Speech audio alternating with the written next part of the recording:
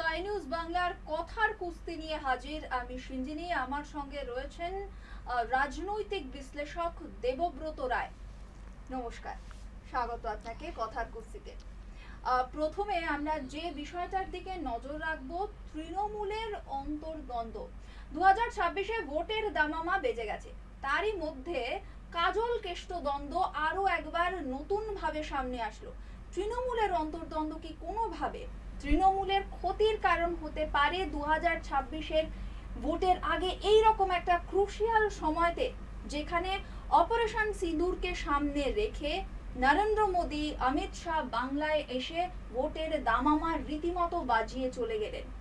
তৃণমূলের অন্তর্দ্বন্দ্ব নিয়ে প্রথমে আমরা একটা প্রতিবেদন দেখে নেব, তারপরে আমি প্রশ্নে যাব। দেখুন, বীরভূমে কাজল কৃষ্ণ দ্বন্দ্ব বহু পুরনো। কুকথা কাণ্ডের পর নিজের গড়েই কি রাশ আলগা হচ্ছে অনুব্রত মণ্ডলের? এবার অনুব্রত মণ্ডলের ওপর কি আস্থা হারাচ্ছেন শাসক দলের নেতাকর্মীরাই? বীরভূমে কি তবে এবার ক্ষমতার হাত বদল? অনুব্রত মণ্ডল নয়, কাজল শেখের ওপর আস্থা রাখছেন সাঁইথিয়ার বনগ্রাম পঞ্চায়েতের তৃণমূলের উপপ্রধান ও শাসক দলের কর্মীরা। প্রান্তিকে কাজল শেখের সঙ্গে দেখা করলেন সাঁইথিয়ার বনগ্রাম পঞ্চায়েতের উপপ্রধান তুষারকান্তি মণ্ডল সহ কয়েকজন তৃণমূল কর্মী ও স্থানীয় নেতৃত্ব। শাসক দলের প্রায় 100 জন নেতাকর্মী দেখা করলেন কাজল শেখের সঙ্গে। অনুব্রত মণ্ডলের সঙ্গে থাকবো না, এবার থেকে চলবো কাজল শেখের নেতৃত্বে, বললেন উপপ্রধান সহ শাসক দলের নেতাকর্মীরা। তুষারকান্তি মণ্ডল জানান, এর আগে তিনি অনুব্রত মণ্ডলের অনুগামী ছিলেন, কিন্তু বিভিন্ন সময়ে বিভিন্ন অসুবিধে নিয়ে তার কাছে গেলে কোনো সুরাহা মেলেনি, তাই এখন কাজল শেখের নেতৃত্বে থাকতে চান তিনি। বোলপুর থানার আইসি লিটন হালদারকে অশ্রাব্য ভাষায় গালিগালাজের অভিযোগ উঠেছে বীরভূমের বাঘ অনুব্রত মণ্ডলের বিরুদ্ধে। এই পরশু তো কাল পরশু ডেপুটেশনের ডেট কর বার করে 13,000 বোলপুরের লোক হয়েছে না? 13,000 12,000 লোক হয়েছিল বোলপুরে, প্রচুর লোক। দুজনের সেই কথোপকথনের অডিও ভাইরাল হতেই শুরু হয়ে যায় শোরগোল। সেই অডিওর ভিত্তিতে অনুব্রতর বিরুদ্ধে এফআইআর দায়ের হয়। দুটি জামিন অযোগ্য সহ মোট 4টি ধারায় দুর্দণ্ড প্রতাপ নেতার বিরুদ্ধে মামলা হয়। রবিবার সকাল 11টায় প্রথম শান্তিনিকেতন থানায় অনুব্রতকে ডেকে পাঠানো হয়েছিল, কিন্তু তার বদলে মহকুমা পুলিশ আধিকারিকের অফিসে যান তার আইনজীবী বিপদ তারণ ভট্টাচার্য। পুলিশের কাছে একটি মেডিকেল সার্টিফিকেট জমা করে যান। সেই সার্টিফিকেট ঘিরে বেড়েছে জটিলতা। সেখানে লেখা অনুব্রত অসুস্থ, তাকে বেড রেস্টের পরামর্শ দেওয়া হয়েছে, কিন্তু ঠিক কি সমস্যা তা স্পষ্ট হয়নি। এই আবহেই কাজলের দলে যোগ দিচ্ছে একাধিক তৃণমূলের নেতাকর্মীরা। তৃণমূলের এই গোষ্ঠীদ্বন্দ্ব পুরনো কিছু নয়। তৃণমূলের গোষ্ঠীদ্বন্দ্বের জেরে একাধিক ঘটনা বিভিন্ন সময়ে বিভিন্ন জায়গায় প্রকাশ্যে আসে। প্রশ্ন উঠছে, 26-এর ভোটের আগে তৃণমূলের এই গোষ্ঠীদ্বন্দ্ব বিরোধী শিবিরকে কি বাড়তি অক্সিজেন যোগাবে? এই গোষ্ঠীদ্বন্দ্ব কোনোভাবে প্রভাব ফেলতে পারে 26-এর ভোটে? Bureau report, sky news Bangla. যেমনটা বলছিলাম দাদা, 26-এর ভোটের আগে এটা কিন্তু একটা প্রচন্ড ক্রুশিয়াল সময়, আর সেই সময় আবারও নতুন করে তৃণমূলের অন্তর্দ্বন্দ্বের একটা কথা ভেসে আসছে। সম্প্রতি অনুব্রত মণ্ডল বিরুদ্ধে অভিযোগ উঠছে যে অশ্রাব্য গালিগালাজ করেছেন তিনি, আর তার পরপরই দেখা গেল যে কাজল শেখের অনুগামীর সংখ্যা বাড়তে শুরু করলো।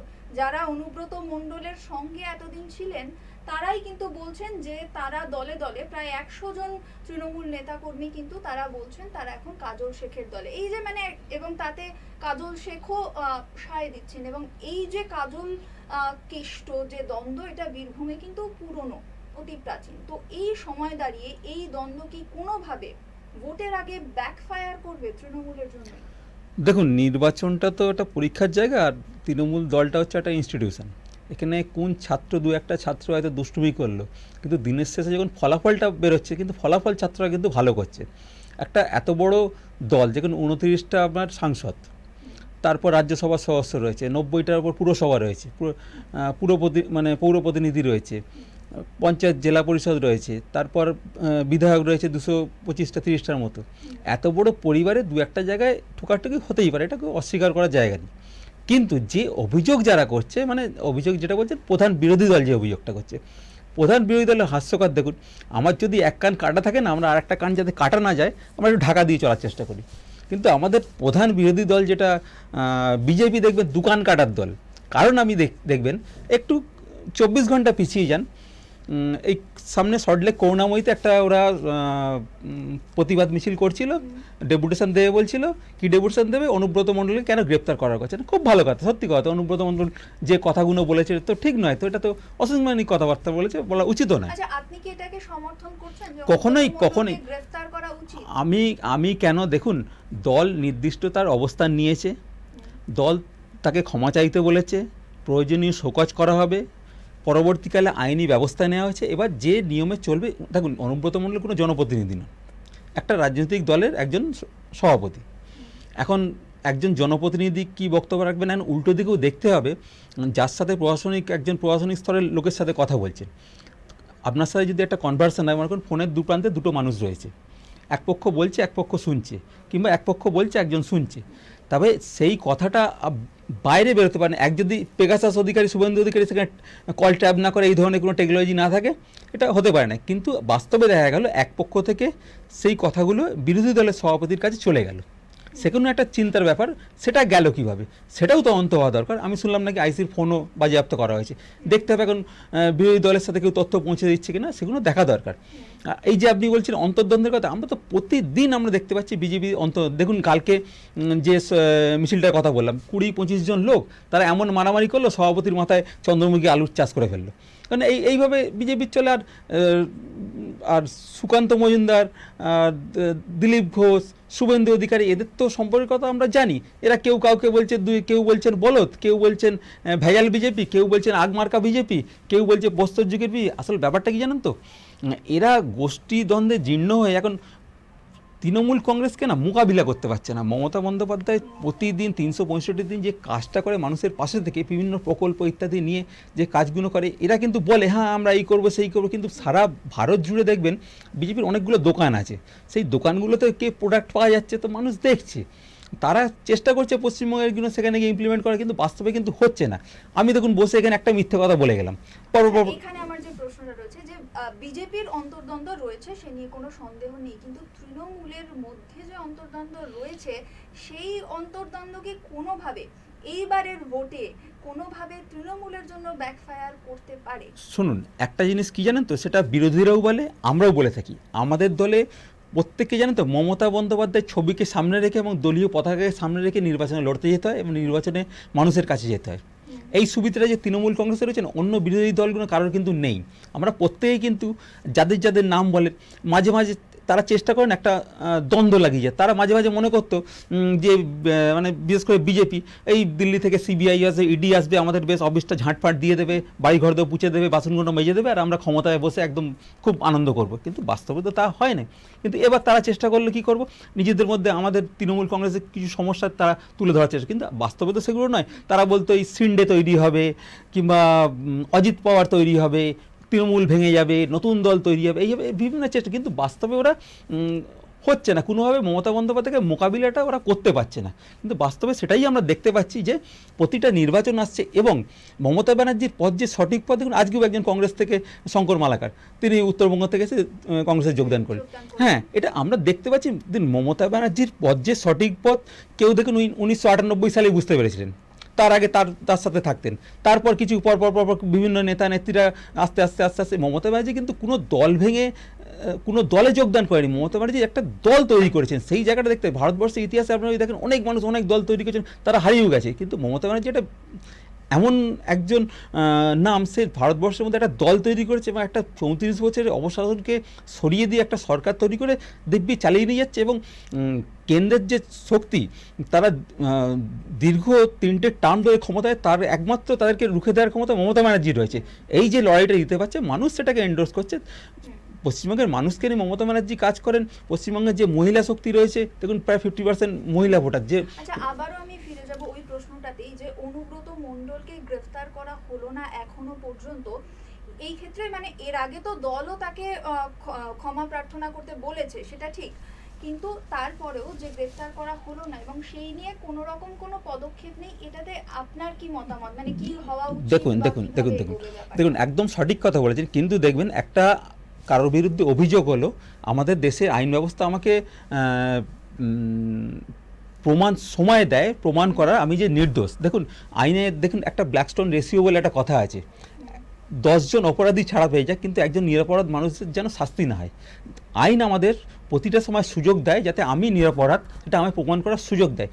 নিশ্চয়ই অনুব্রত মণ্ডল সেই সুযোগ পাবে, তিনি অপরাধী নিরপরাধী, কিন্তু যে কথাটা বলছেন আবার বলছি একদম আমরা এন্ডোর্স করি না, একদম সাধারণ মানুষ হিসাবে যে কথা উনি বলেছেন এটা আমাদের অন্তত বাংলার কালচার নয় এটা, কিন্তু আমরাও দেখতে পেয়েছি বিরোধী দলনেতার মুখ থেকে বারে বারে এইসব কথা আমরা শুনতে পেয়েছি, অনেকের কথা শুনতে।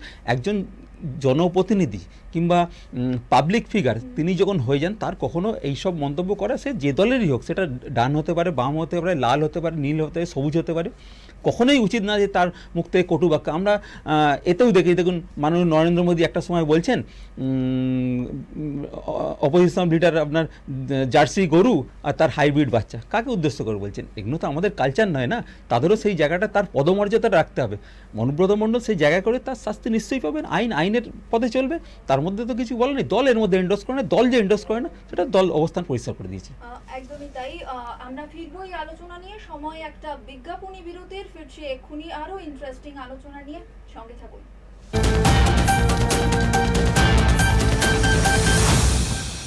এই অনুষ্ঠানটি নিবেদন করলেন Arin media and entertainment private limited, mydigitech.in, indiabricks.in, advodunia.com।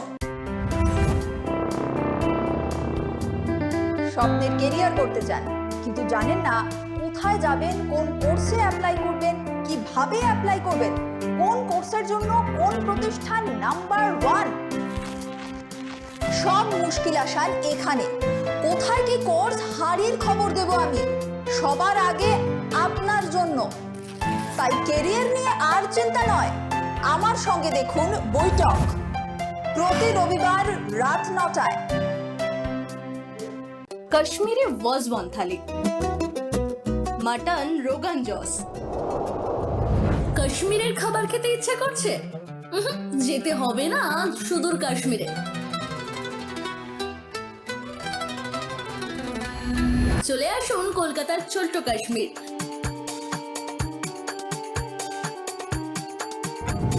দাওয়াতে কাশ্মীরে।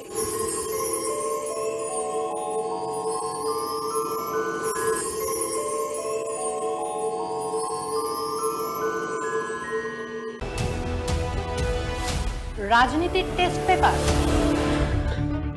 হয় এসপার নয় ওসপার। প্রশ্ন কিন্তু কড়া, জবাব কি চড়া? শুধুই তর্ক না যুক্তিতেও শান? দেখুন পডকাস্টে পঞ্চবান।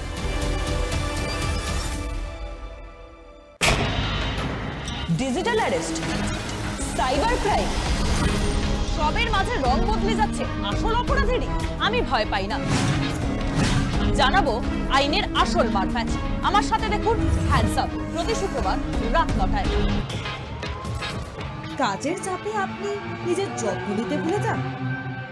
চিন্তা করবেন না, আমরা আসছি খুব সহজ কিছু হেলথ টিপস নিয়ে। সুস্থ থাকতে গেলে কি করবেন, কি করবেন না, কি খাবেন, কি খাবেন না, আমরা জানাবো আপনাকে সেই সব যা আপনি কখনোই জানতেন না। দেখুন সুস্থ থাকুন প্রতিদিন শুধুমাত্র স্কাই নিউজ বাংলায়। নীতি না দুর্নীতি, জনদরদি না জনবিরোধী, প্রতিশ্রুতির ফুলঝুরি না মিথ্যের ঝুড়ি। দেখুন কথার কুস্তি।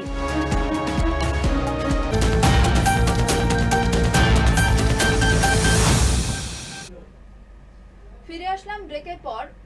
অপারেশন সিন্দুরকে হাতিয়ার করে বাংলাতে বিজেপির কেন্দ্রীয় নেতৃত্বরা কিন্তু ভোটের একটা ভোকাল টনিক দিয়ে গেলেন। ভোটের আগে বিজেপিকে আরো বেশি চাঙ্গা করে গেলেন এবং ভোটের রাজনীতিকে আরো একবার চাঙ্গা করে গেলেন বাংলাতে এসে কেন্দ্রীয় নেতৃত্বরা। এই রকম একটা পরিস্থিতিতে দাঁড়িয়ে যেমনটা বলছিলাম অত্যন্ত ক্রুশিয়াল একটা সময়, এই সময় বিজেপিকে কামব্যাক করতে তৃণমূল কংগ্রেস কতখানি তৈরি রয়েছে? কারণ অপারেশন সিন্দুরের মতন এরকম একটা সাফল্য এসে গেছে। দেখুন, একটা আন্তর্জাতিক ব্যাপার, এখানে শুধুমাত্র একটা সরকারের ব্যাপার না। দেশ যখন কোনো সফলতা অর্জন করে না, সেটা 140 কোটি মানুষের সফলতা।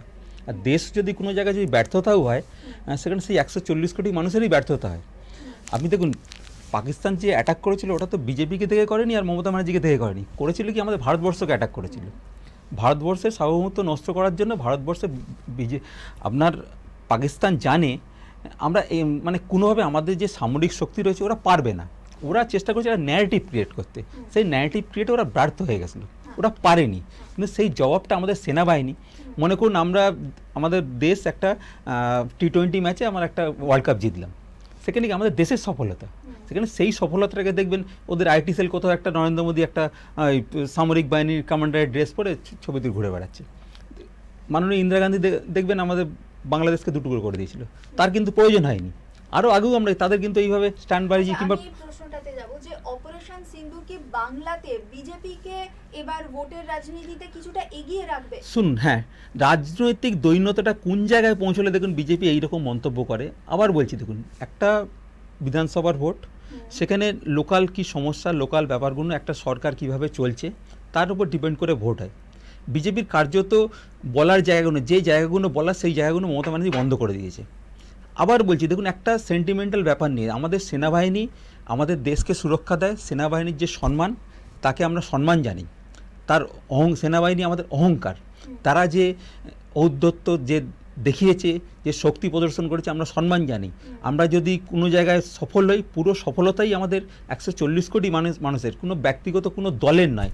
বিজেপি যে এখানে দাবি করছে এটা তো ঠিক নয়।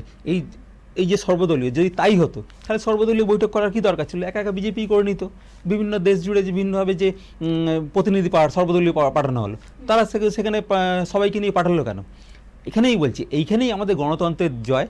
গণতন্ত্র রয়েছে বলে আমাদের এই যে সর্বদলীয় বৈঠক হয়েছে, সর্বদলীয় প্রতিনিধি গেছে এবং সবাই আমাদের দেশের অখণ্ডতা, ধর্মনিরপেক্ষতা বজায় রাখার জন্য আমরা গেছি, আমরাও প্রতিনিধি পাঠিয়েছি। সেটা নিয়ে হয়তো একটা কন্ট্রোভার্সি হয়েছে, সেখানে কাকে পাঠানো হবে কাকে পাঠানো হবে না। দল সর্বশ্রেষ্ঠ যাকে মনে করেছে অভিষেক বন্দ্যোপাধ্যায়কে পাঠিয়েছে।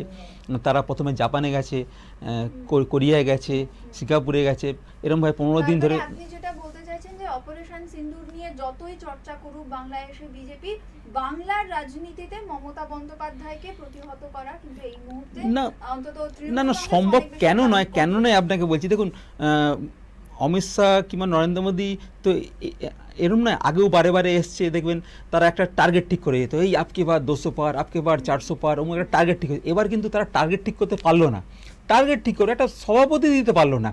অতটা অন্তর্দ্বন্দ্বে এরা জীর্ণ। দেখুন একটা সভাপতি দেবে, একে নিয়ে চলবো তাকে নিয়ে চলবো, ও উপর থেকে চাপিয়ে দেবে।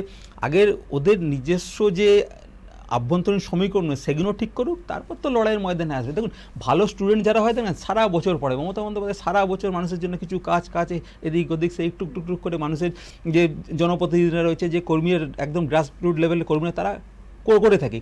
আর ভোটের সময় তাদের তো প্রয়োজন হয় না যে বাইরে থেকে এলাম। আপনারা দেখবেন এই সাঁদের কাছে ঝিলে দেখবেন শুধু সাইবেরিয়া থেকে কিছু পরিযায়ী পাখি আছে, তারা দেখবেন ঠিক ওই সিজনের সময় আসবে, তারা ডিম পাড়ে, তাদের বাচ্চা নিয়ে আবার চলে যায়। ঠিক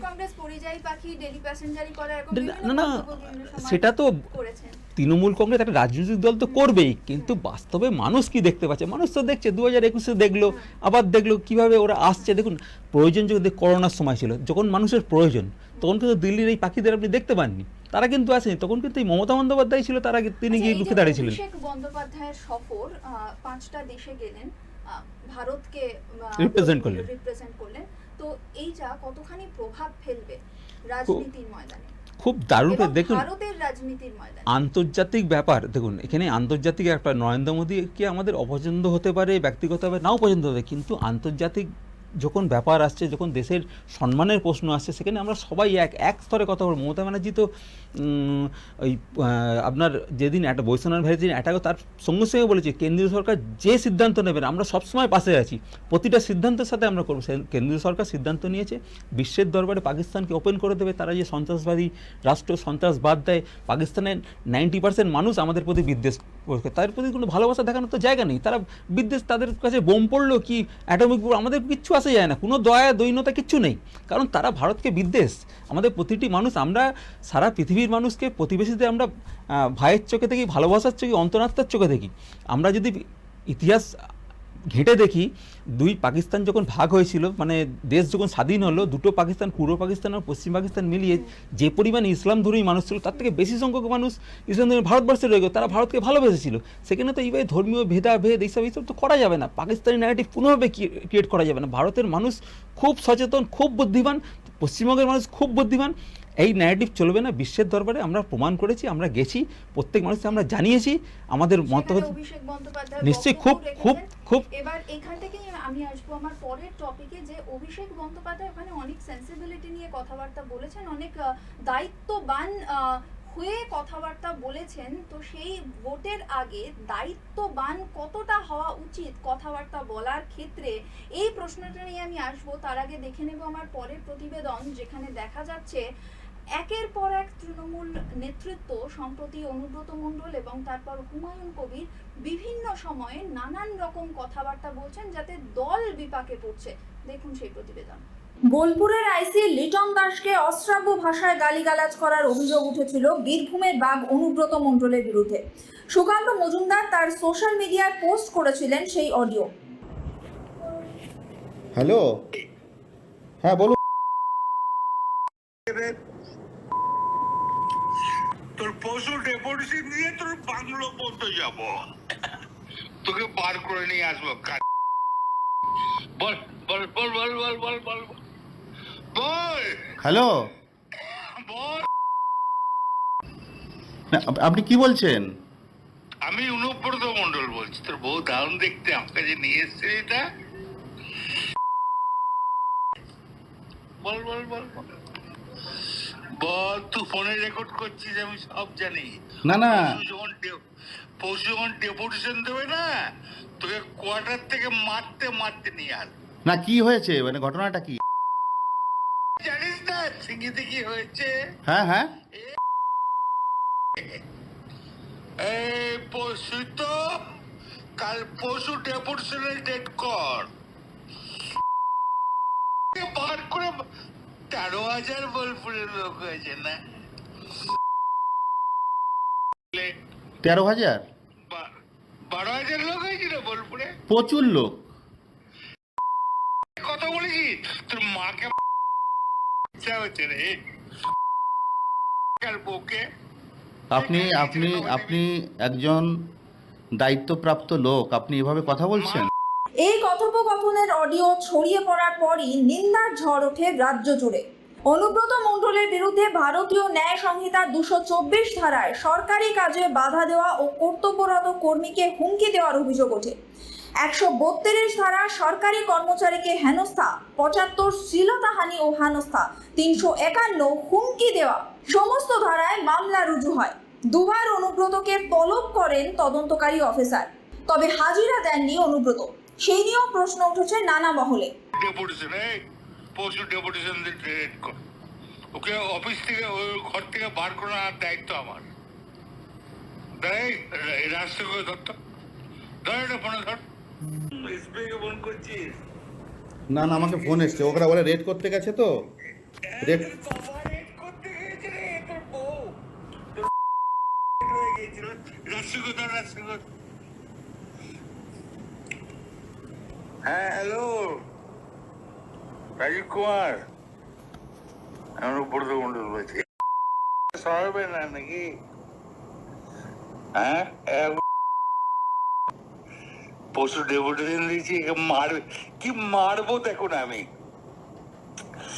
আমার 10,000 লোক হয়েছে বোলপুরে, 10,000 12,000 লোক হয়েছে।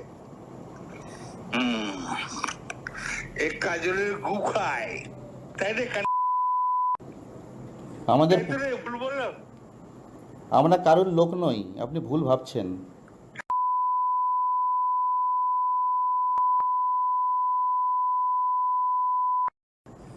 তোর পরশু ডেপুটেশনে রেড কর, আমি যাবো থানাতে। ওর চুলের মুঠি ধরে করে আমি বার করে নিয়ে আসবো ওখান থেকে। বার কর, যা। তোর গোষ্ঠী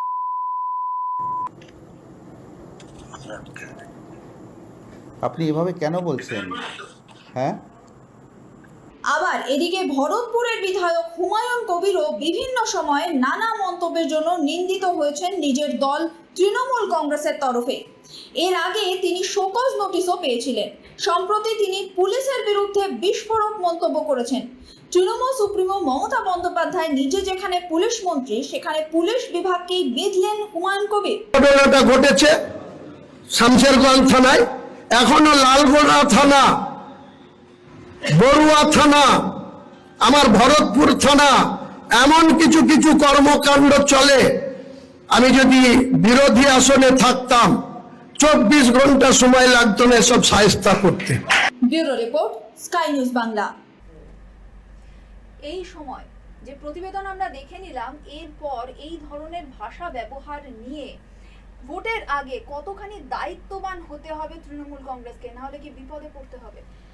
দেখুন, একজন জনপ্রতিনিধি যখন একজন জনপ্রতিনিধি নয়, তখন মানুষ যখন আইডল মনে করে, দেখুন ক্যামেরার সামনে যারা থাকেন না, মানে যাদের সরাসরি দেখা যাচ্ছে, আপনার সিঞ্জিনি আপনাকে দেখা যাচ্ছে, আপনাকে কিন্তু কিছু মানুষ দেখছে, দেখে এই সিঞ্জিনির চুলটা খুব সুন্দর, আপনাকে না ফলো করে। যেমন রাজনীতিবিদরা অনেক মানুষ ফলো করে, তাদের আইডল মনে করে। তারা যখন এই বার্তাগুলো দেয়, দেখুন আমাদের দেশের কোনো প্লেয়ার বাইরে খেলতে গেল, গিয়ে যদি কোনো অসভ্যতা করলো, কিন্তু আমাদের কী হলো, আমাদের দেশের অপমান হলো। কিন্তু একজন রাজনৈতিক দলেরও মানুষ যদি গিয়ে কোনো জায়গায় এইসব কথা বলে যে আপনি কথাগুলো শোনাচ্ছিলেন, স্যার বিপ বিপ ছাড়া তো বেশি কিছু শোনাচ্ছে, শুধু বিপ, মানে এত অসভ্য ভাষা, এটা ঠিক নয়। শুধু তৃণমূল দলে কেন, অন্য দলেও আমরা দেখতে পেয়েছি। মাননীয় শুভেন্দু কয়েকদিন আগে যাদবপুরে সেখানে আইসিকে তার পিতৃ পরিচয় নিয়ে প্রশ্ন করছেন, এগুলো কোথায় বেতন দেয়, এগুলো ঠিক না। দেখুন, যে রাজনৈতিক দল হোক, যারই আবার বলছে এই লাল নীল সবুজ হলুদ যেই হোক, তারা যখন জনপ্রতিনিধি দেন, পাবলিক ফিগার হয়ে যান, তাদের একটা দায়িত্ববোধ জন্মায়। তারা কী ভাষায় কথা বলে, কী ভাষায় প্রেজেন্ট করবে, অবশ্যই তাই তাদের ব্যবহার, চরিত্র, চাল চল, কারণ দেশকে রিপ্রেজেন্ট করে, রাজ্যকে রিপ্রেজেন্ট করছে, তার দলকে রিপ্রেজেন্ট করছে, কখনোই তাদের এটা হওয়া উচিত না, তাদের এইগুলো। ভোটের আগে এখন কিন্তু আরো বেশি করে দায়িত্ববান হওয়া উচিত রাজনৈতিক নেতৃত্বদের। এর সঙ্গে সঙ্গে আমরা আজকের কথার কুস্তি এখানে শেষ করব। পরের দিন দেখা হবে আরো একটা এপিসোডে।